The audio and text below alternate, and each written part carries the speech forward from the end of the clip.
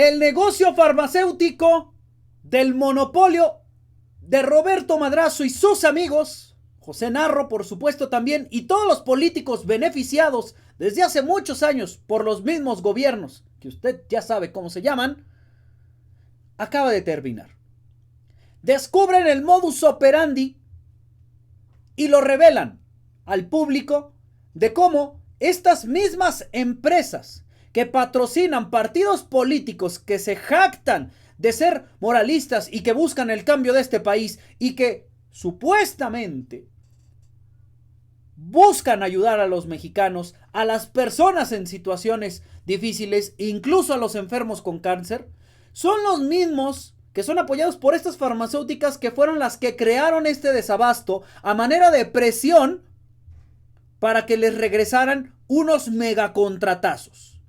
Explicado de voz de la propia Raquel Buenrostro, amigas y amigos, le traigo el día de hoy lo que está ocurriendo.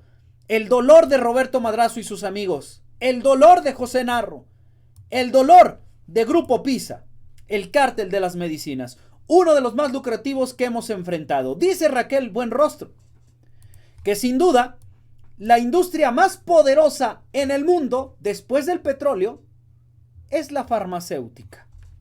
Así, Raquel Buenrostro nos explicaba lo que está ocurriendo y lo que ocurrió durante este gobierno con el famosísimo cártel farmacéutico. Cuando fue el tema de los medicamentos y empieza, primero tenemos que tener un contexto general. El gobierno en 2018 gastó 100,000 millones de pesos en medicamentos nada más en 4 empresas que no eran laboratorios de medicina, sino eran empresas distribuidoras. ¿Qué es lo que hace una empresa distribuidora? Bueno, la empresa distribuidora le compra a 3 o 4 laboratorios, le compra a diferentes precios, lo concentra y acá lo vende más caro. Entonces, aunque las empresas y los laboratorios se los den a diferentes precios, al gobierno se lo da caro y se lo da a un precio muy caro. ¿Por qué? Porque el gobierno también en su momento, en lugar de resolver el tema de distribución, pagó un sobreprecio haciendo rico a un distribuidor que estaba vendiendo 100, 20 veces más caro el medicamento. Cuando nosotros llegamos aquí en 2019, sin duda, yo creo como gobierno, a mí es la batalla más dura que me ha tocado vivir de combate a la corrupción. La industria farmacéutica es la industria más grande en el mundo después de la industria del petróleo. Tiene muchísimo dinero. Y a lo mejor muchos han visto películas y también documentales de cómo se mueve la industria y el nivel corporativo entre los medicamentos que son malos, cómo los prueban en África, cómo se matan entre ellos porque no quieren decir cuáles son los daños colaterales, etcétera. Es una industria muy complicada. Cuando llegamos al gobierno y sabemos que son 100,000 millones de pesos y que el medicamento es mucho más solo para el IMSS y para el ISSSTE y el medicamento lo están vendiendo muchas veces más caro. Entonces, lo primero fue rompamos con la parte de distribución. Teníamos un año para desarrollar toda la cadena de distribución. ¿Por qué? Porque desde antes, el gobierno anterior ya había dejado las compras de los medicamentos para todo 2019. Y eso sí es importante porque los medios no lo dicen, ya existían contratos para el 100% de los medicamentos para 2019. ¿Eso qué quiere decir? Que todas las empresas tenían la obligación contractual de dar medicamentos. Entonces la escasez la provocaron ellos, porque ya estaban los contratos hechos, se firmaron desde 2018 y además tenían los inventarios. Fíjese, qué casualidad. La escasez de los medicamentos que existió en 2019 fue provocada por los mismos que hicieron trácalas desde el 2018. En el 2018 todavía estaba al frente de ese gobierno Enrique Peña Nieto. Y por cierto, tres personas ligadas al prismo son las ligadas a estos mismos grupos farmacéuticos. Le paso los nombres. Roberto Madrazo, ya mencionado, José Narro también mencionado, y otro más. El exsecretario de gobierno de Enrique Peña Nieto, Miguel Ángel Osorio Chong.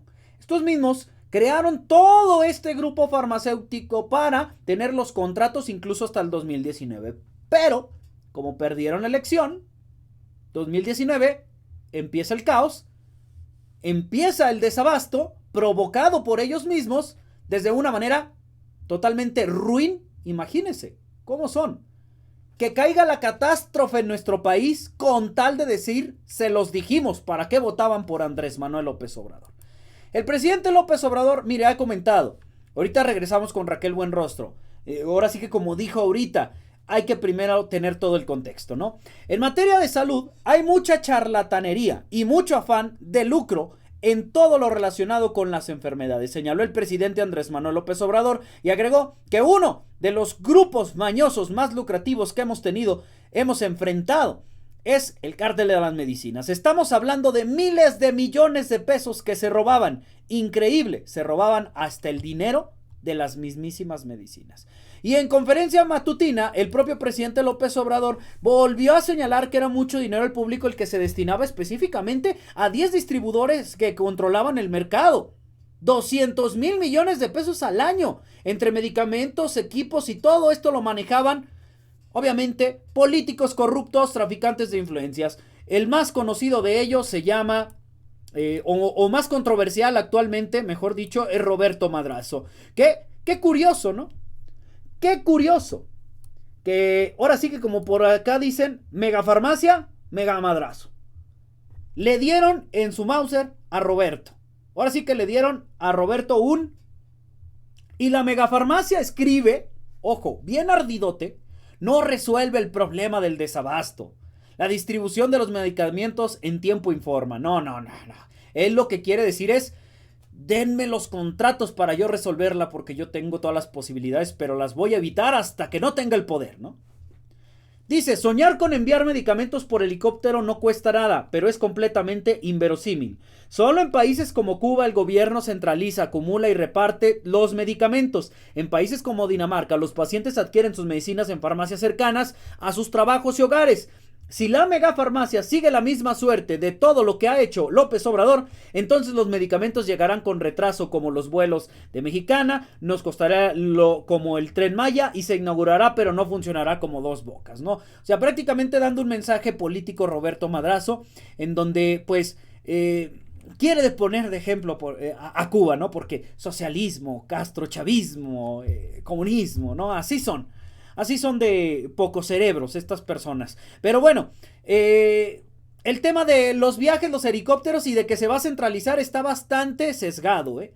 En los medios de comunicación se está diciendo que si tú ocupas en este momento un medicamento, pues entonces en la megafarmacia nada más va a estar. No. El abasto se va a dar en todo el país. Sin embargo, la megafarmacia va a servir de una bodega para cuando existan ciertas urgencias, por ejemplo, ¿no? Y, por supuesto, el presidente López Obrador ha aclarado, ¿no? Dice, háganme el favor, cálmense poquito. ¿Por qué tanto desmán con la megafarmacia? Pues ya sabrá por qué. Se les cayó el negocio. ¿Por qué tanto alboroto? ¿Por qué tanta bulla? ¿Por qué tanto escándalo en el Universal y en otros periódicos y en la radio y en la televisión? Estuvo aquí hasta la señora, no puedo mencionarla por cuestiones electorales, estuvo aquí con un cartel, hágame favor, o sea, y me decía Zoé, es que no solo era la venta de los medicamentos, era también la distribución, era el otro negocio, la distribución de los medicamentos. Y el otro negocio es que llegaron a tener farmacias privadas dentro de las clínicas del ISSSTE y del Seguro Social. Todo eso es lo que los terminó de enojar y por eso la campaña. ¿Cómo no van a celebrar? ¿Cómo no les va a dar gusto si se trata de una farmacia? Vamos a ser muy probablemente el único país en el mundo con una farmacia de estas dimensiones. Imagínense el dolor que sienten porque saben que inaugurar una infraestructura como esta, en primera les acaba el negocio turbio, no el negocio normal, no el negocio formal, ni bien hecho, no se está en contra de eso, no, el negocio turbio como el que estuvieron haciendo durante muchísimos años, con compadrazgo, con corrupción. pues obviamente les va a doler. Obviamente no les va a dar gusto. Porque son personas ruines, que no se preocupan ni por usted, ni por mí, ni por las y los mexicanos. Se preocupan por el bolsillo, así de simple. Y eso es lo que defiende la señora Gálvez. Pero bueno, amigas y amigos, su opinión es importante y la leo en los comentarios. Ayúdeme con su like, ayúdeme compartiendo este video para llegar a muchísima más gente. ¿Sale?